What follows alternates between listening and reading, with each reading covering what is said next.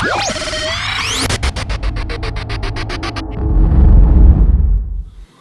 I'm Coach Ryan Family. You're in the Viper Pit with me today, and we are still in the month of January. Another day, another deadlift.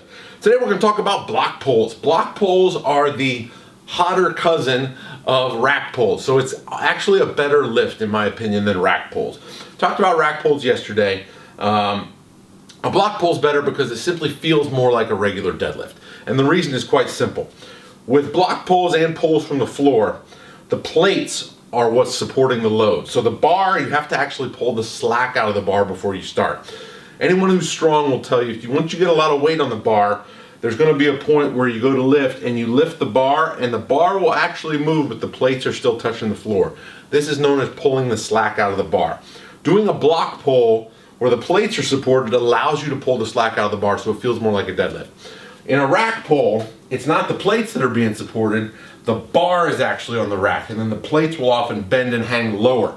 So the slack's kind of already pulled out, so it feels a little different. Anyone that's done both heavy rack pulls and heavy block pulls will tell you that it feels different. Block pulls can be done from any height, all the way from microscopically elevated off the floor to the upper thigh. For powerlifting purposes, I don't really see the need to go much above the knee. In Olympic lifting, if you're doing block pulls like a high hang snatch pull or something, then you can typically go higher. But for powerlifting and for deadlift specifically, I don't like to go above the knee. So everything below the knee is fair game.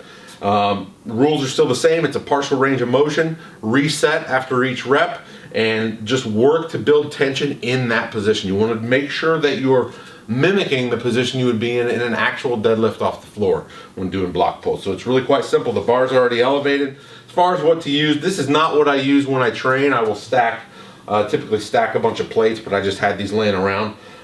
You can stack the bar on plates. You can stack them on dedicated pulling blocks or mats. All of those work. Just make sure it's safe. I would not do this in a workout with these 2x4s, but it's just what I had available here at the time to show you. So anyway, pick it up, get set, pull, and return back. Simple as that. That's your block pull. I will see you tomorrow for some more deadlifting action. I hope you're not getting bored of me. Better not be getting bored. It's January. The month isn't over yet. There's still a lot more to talk about. See you tomorrow.